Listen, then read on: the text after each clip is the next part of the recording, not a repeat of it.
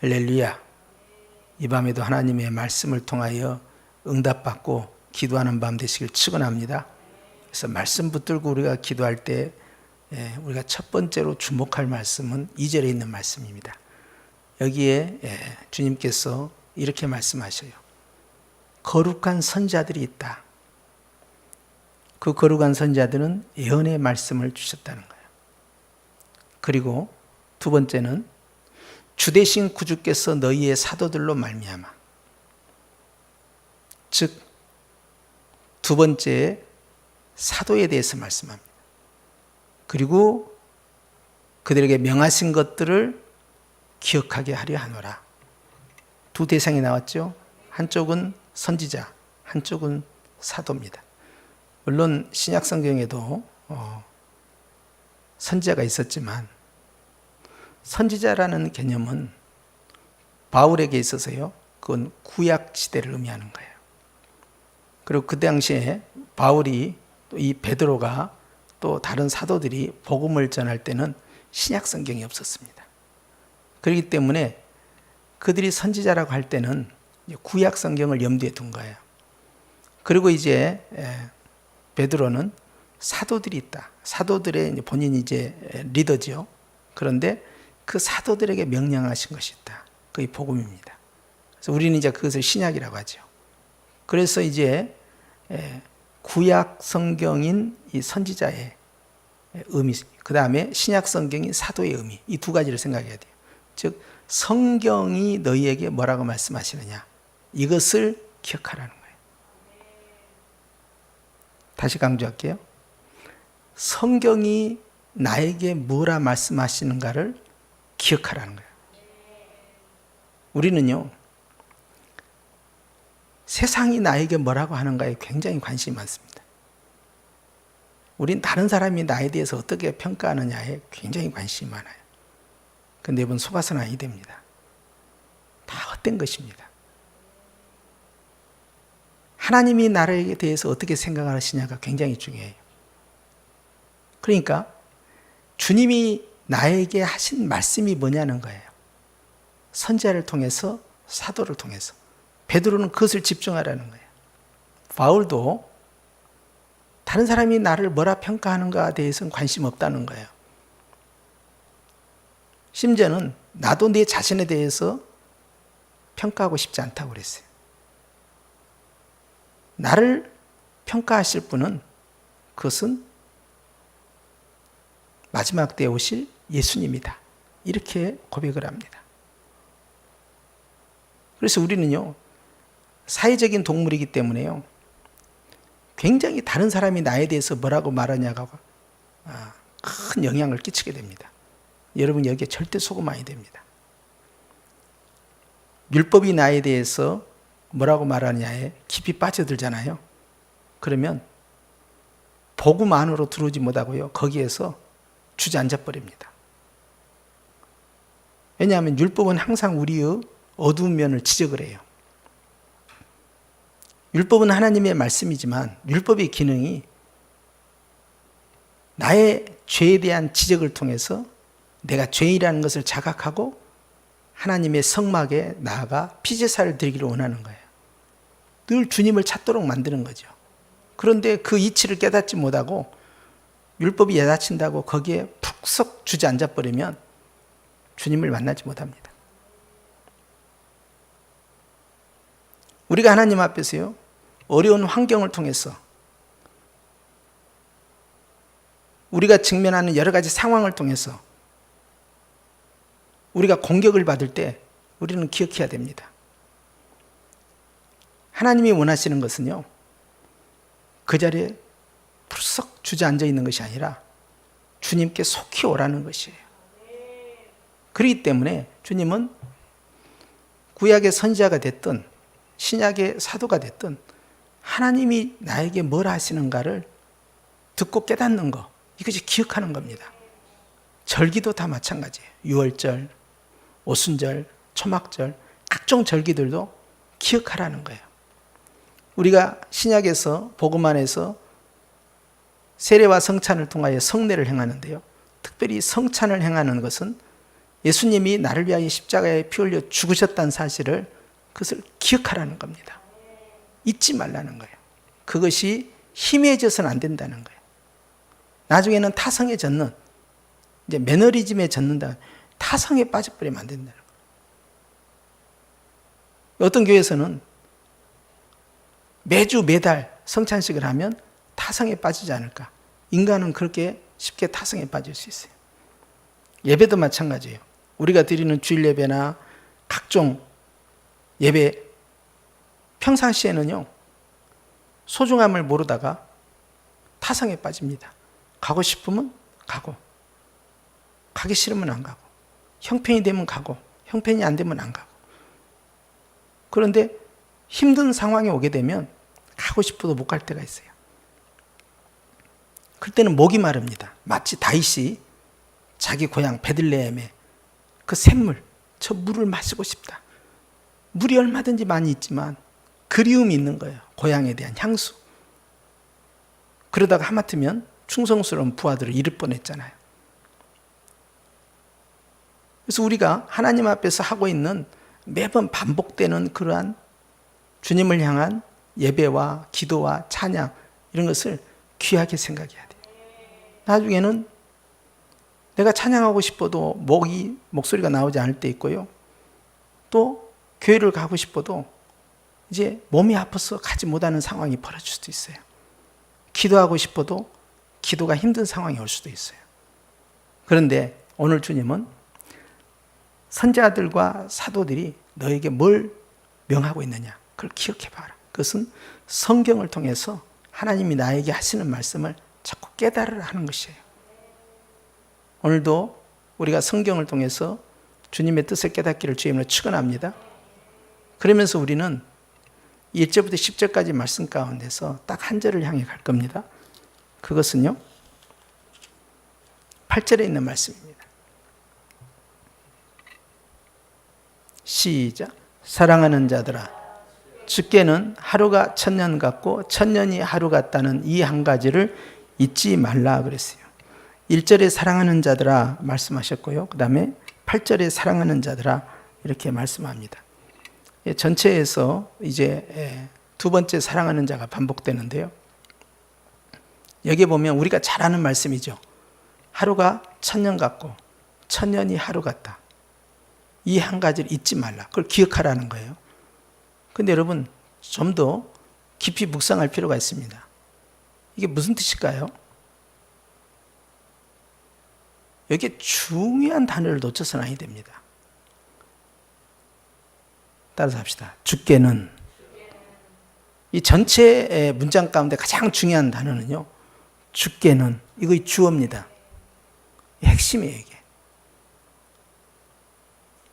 주님께는 그렇다는 거예요. 지금부터 주님이 어떤 입장인지에 대해서 말씀합니다. 우리는 시간이 다 똑같이 24시간이죠. 똑같이 365일이죠. 근데 주님께는 그렇지 않다는 거예요. 주님은요, 내가 아닙니다. 주님은요, 하루가 천년 같다는 거예요. 하루가 천년 같다는 것은 시간이 빨리 지나간다는 거예요? 빨리 안 지나간다는 거예요? 빨리 안 지나간다는 뜻이에요. 주님은 하루가 천년처럼 너무 길게 느껴진다는 거예요. 왜 그럴까요? 왜 그런가를 생각하려면 처음 시작할 때 8절에 사랑하는 자들아, 여기에서 찾으면 됩니다.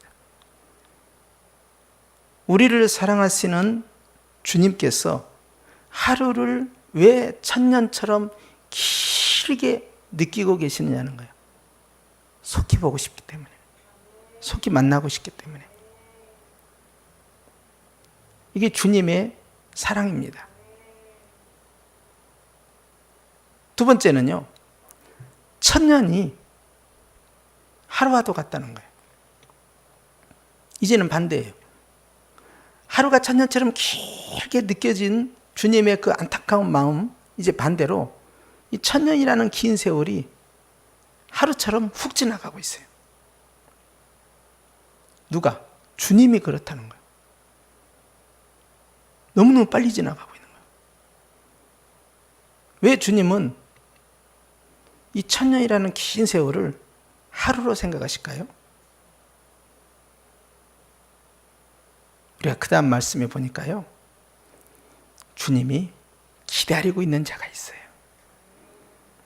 보니까 아무도 멸망하지 아니하고 다 회개하기에 이르기를 원하시느니라.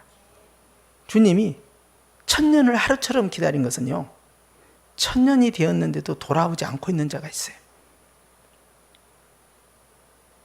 주님은 인생이 멸망의 길로 가는 것을 원치 않습니다. 그러니까 주님께서는 지금도 계속 기다리고 계신 거예요. 다시 정리하자면, 너무나 우리를 사랑하셔서 우리를 보고 싶으셔서 하루를 1000년처럼 왜 이렇게 시간이 안 가니?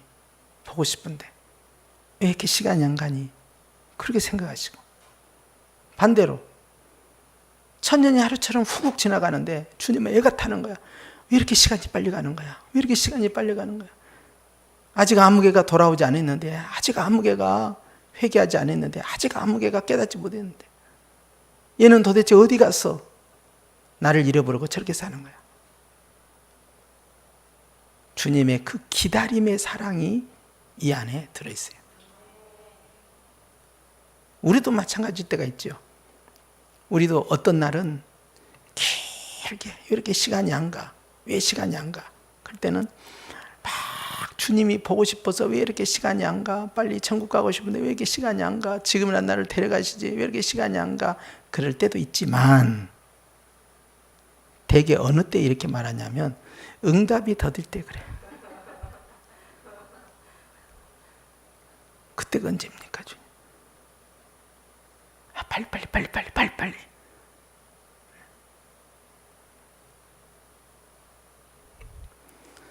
또 반대로 1000년이 훅 지나가. 1월이었는데 벌써 12월, 20살이었는데 벌써 40살, 막 이렇게 훅훅 지나가면 왜 이렇게 시간이 빨리 가는 거야? 그것은 뭐예요? 예수님처럼 돌아올 자를 기다려서 그럽니까? 아니죠. 허비된 내 인생을 돌이켜보니까 허망하다. 그러니까 나에게 있어서 하루가 1000년이라는 것은 내 소원 성취가 왜 이렇게 더디냐? 나에게 있어서 1000년이 하루 같다는 것은 내 인생이 어찌 이렇게 짧을꼬 하는 거예요. 근데 주님은 다르다는 거예요. 주님은 우리를 너무나 사랑하셔서 내가 속히 오리라 하신 그 주님이 하루를 저렇게 길게 느끼시면서 기다리고 계십니다. 반대로 사랑하는 자가 주님 품으로 돌아오지 않을 때 주님께서는 애가 타시는 거예요. 제가 언제나 돌아오려나. 지금도 집을 나간 둘째 아들을 기다리시는 아버지의 마음처럼 예수님은 계속 기다리고 또 기다리고 시간을 계속 끌고 있는 거예요. 그런데 알지 못한 자들은 어디 주님의 재림이 있느냐, 어디 심판이 있느냐, 어디 인류의 종말이 있느냐, 이런 소리는 하고 있는 거예요. 우리는 아이고 세상 말세요, 어서 주님이 오셨으면 좋겠다, 그렇게 말을 내뱉지만 주님께서는 아직도 기다리는 자가 많습니다.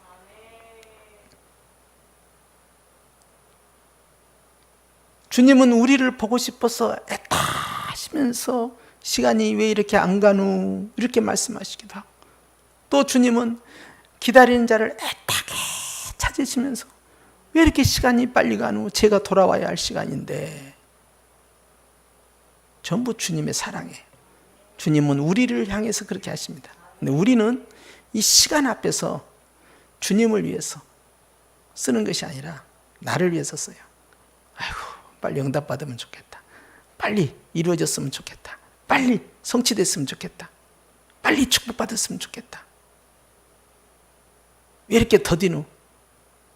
또 반대로 인생 무상이요, 금방 검은 머리가 흰머리가 돼버렸네. 야 인생 빠르다, 순식간에 화살처럼 지나가는구만.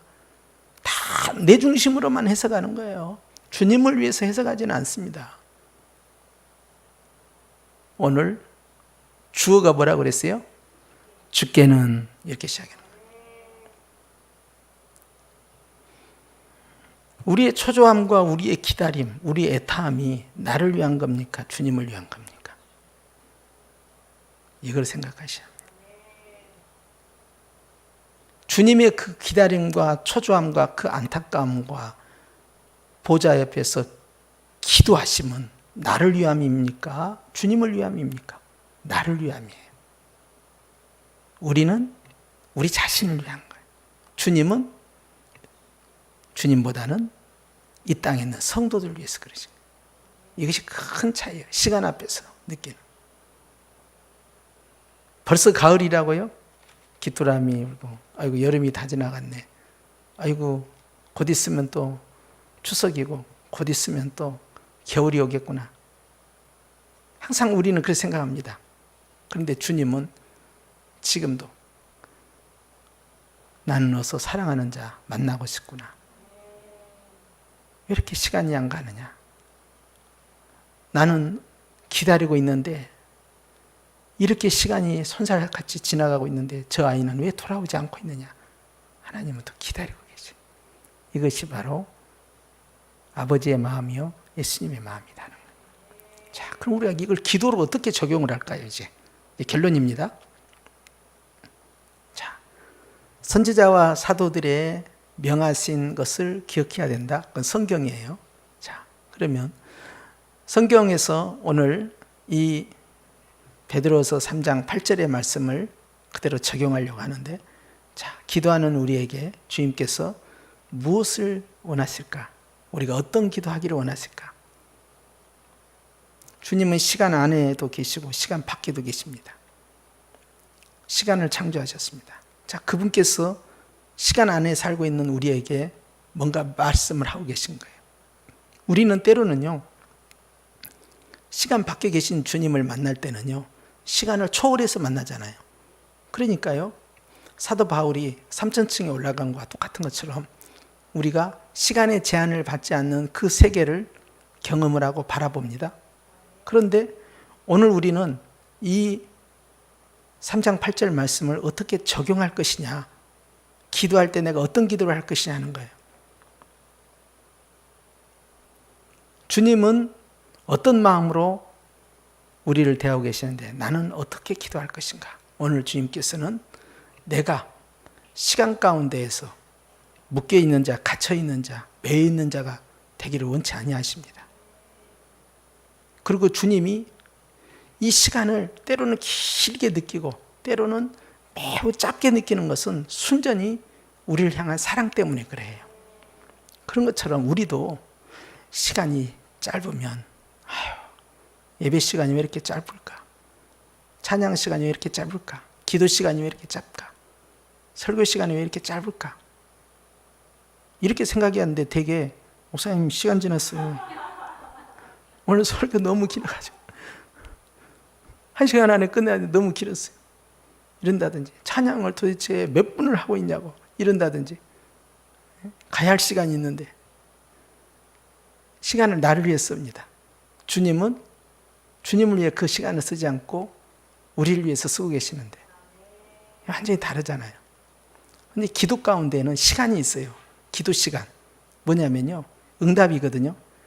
응답을 빨리 해주시기를 원하시는 그 기도가 우리 속에 딱 들어있어요. 그러니까 우리는 시간 안에서 기도하는 게 참 많아요. 주님 이것도 응답해 주고 저것도 응답해 주고 저것도 응답해 주고. 그런데 이 시간을 내 기준으로 하자면 어떨 때는 굉장히 길게 느낀다 이 말이에요. 이게 벗어나야 됩니다. 여기서 주님을 사랑하는 사람은요, 주님 중심으로 기도하는 사람은요, 이 시간의 틀에서 자유함을 누리셔야 돼요. 왜 누려야 되는지 아십니까? 주님은요, 가장 좋을 때 응답해 주십니다. 내가 생각하기에는 지금이 적기다 생각하지만 주님은 그렇게 생각 안 하실 때 너무 많아요. 지금이 딱입니다 하는데 주님은 전혀 동의하지 않을 때가 있어요. 그럼 우린 막 조급한 거예요. 지금이 딱인데. 하나님이 정한 시간이 있습니다. 언제냐? 제일 좋은 때, 그때를 예비하고 계신 거예요. 그러니까 주님이 이스라엘을 회복하실 때가 지금입니까? 그렇게 기도해서 안 된다는 이야기예요. 그럼 어떻게 기도합니까? 성령을 기다리라. 약속한 성령을 기다리라. 그러니까 주님의 그 응답보다 주님을 기다리라는 거예요. 이 기도의 패턴이 바뀌는 거죠. 이제는 이제 하나님 앞에 내가 그 간구하는 그 여러 가지 기도의 제목이 있잖아요. 이제 그 기도의 제목 가운데에서 반드시 시간이 들어옵니다. 내가 기도하면서 특정 시간을 겨냥하지 않아도 빨리 이루어지길 바라는 시간이 딱 개입되어 있어요. 그럴 때 우리는 딱 갇혀버립니다. 거기에. 이걸 딱 깨야 돼요. 소원이 있는다 할지라도 그 소원 안에 시간을 개입을 시키면 나는 당하는 거예요. 초조함에 당해버려요. 조급함이 나를 힘들게 만들어요. 그런데 거기에서 시간이라는 녀석을 톡 뽑아내야 돼요. 때로는 하루가 1000년일 수도 있고 1000년이 하루 있다라는, 그래서 주님은 시간을 다 나를 위해서 쓰고 계시는데 내가 그 시간 가운데 묶여버리면 시간을 선물하신 주님은 섭섭하신 거예요. 나도 기도할 때만큼은, 주님과 만나는 시간만큼은 시간을 뽑아내버려야 됩니다. 그리고 그것이 빨리 이루어지든 늦게 이루어지든 내버려 둬버려야 되고, 내가 구할 것은 뭐냐? 때가 아니라 주님이에요. 응답하시는 주님을 기다려야지 어느 때 이 모든 것이 이루어지고 회복이 되겠나이까? 이러다 보면 그 초조함이 그 사람을 지치게 만들어버려요. 주님, 제가요 25년째 기도하고 있습니다. 주님, 이거 솔직히 너무한 거 아닙니까? 그러다가 50년 가버려요. 차라리 그 말을 안 해야 돼. 예. 그런데 시간에 묶인 기도를 시작하면 시간이 나에게 왕노를 합니다. 초조하고 긴장하게 만들고 지쳐버리죠. 그래서 우리는요, 주님이 창조하신 이 시간을 나에게 선물로 주신 것처럼, 그리고 그 시간 속에서 주님이 나를 향한 사랑을 나타내신 것처럼 우리도 이 기도 시간을 통해서 주님에 대한 사랑으로 집중하고, 기도는 하되 응답하시는 주님을 붙잡는 일에 힘을 쓰잖아요. 그러면 주님이 가장 적절한 때 개입을 하십니다. 시간이라는 녀석에게 자꾸 말을 해야 돼요. 야, 너 재촉하지 마라. 때로는 길게 느껴질 때 있고 때로는 너무 짧게 느껴질 때 있어도 거기에 우리의 감정이 흔들리면 안 됩니다. 너 시간 잠잠히 있어라. 이 시간은 오직 주님께 드려야 되고 주님을 만나는 것에만 집중해야 한다 하고 주님과 대화를 나누는 거예요. 주님 보고 싶었습니다. 사랑합니다. 주님 그리워합니다. 주님 없이는 못 살겠어요 하다가 요즘 뭐 힘든 거 없냐? 힘들긴 하죠. 요즘 남편이 계속 말도 안 듣고 좀 아이고 말도 못해요 주님. 기도하면 더 술 마시고 더 와요. 이거 어떻게 하면 좋아요? 내가 그를 돌아오게 할 때까지 네가 인내하며 기다리거라. 그럼 뭐 시간을 뽑아내본 거예요. 그럼 언제요? 결혼하고 19년 기다렸는데 언제요? 29년은 못 기다리고 39년은 못 기다리겠어요? 주님이 시간을 뽑아내버려요. 언제냐? 제일 좋을 때. 이거 기억하셔야 됩니다, 여러분. 그래서 이거에 대한 확신을 가져야 돼요. 응답에 대한 확신. 그래서 시간에 묶여있는 자는요, 결국 기도하다가 포기하고요, 지쳐버립니다. 아이고, 못하겠다 그래버려요. 그래서 주님께서는요, 오늘 또 이 모든 시간을 우리에게 집중하고 있을 때, 우리도 하나님이 나에게 주신 이 시간 가운데서 주님께만 집중하고요, 주님을 만나는 일에만 집중을 하셔야 돼요. 응답에 대한 초조함, 그것을 자꾸 밀어내야 됩니다. 그러면요, 주님을 구하는 자에게는 주님께서요, 반드시 길을 열어주시는데요, 하나님이 그것을 잊지 말라는 거예요. 할렐루야. 이 밤에 기도할 때도 여러분들이 지치지 않기를 축원합니다. 포기하지 마세요. 시간 때문에 더 포기합니다. 언제 하다 그래서 포기해버려요. 마지막 한 말씀만 더 드릴게요. 1945년 8월 15일 날 일제로부터 우리가 독립될 줄 알았으면 3.1운동 선언문에 서명한 33인 가운데 그 많은 애국지사들이 친일파가 되었겠습니까? 지쳐버린 겁니다. 전쟁이 진행되면서 일본이 계속 승전하고 있으니까 지친 거예요. 청나라만 깨집니까? 러시아도 깨지고, 러시아만 깨집니까? 나중에 중국 공산당하고 장개석 그 정권하고 싸울 때도 계속 중국이 밀려나는 거예요. 희망이 없는 거예요, 사람들이. 지치는 거예요. 38년도에 신사참배를 왜 했겠습니까? 몇 년만 더 기다리면 독립된다는 사실을 목사님들이 아셨으면 1938년 9월 9일 날 신사참배 결의 안 하지요. 그런데 희망이 안 보여. 독립될 희망이. 일본을 꺾을 나라가 없어요.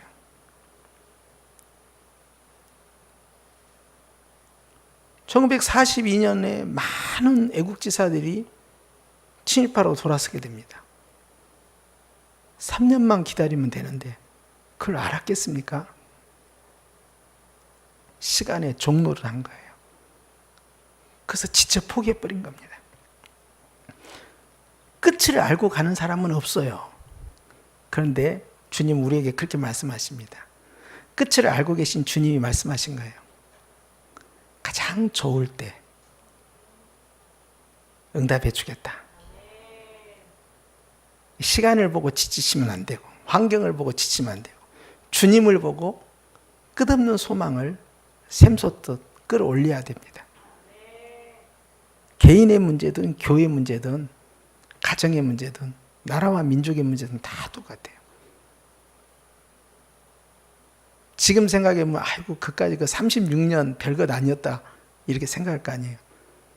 끝을 아니까 그런 거예요. 끝을 모를 때는 저게 360년이 될지 3600년이 될지 어떻게 할 거예요.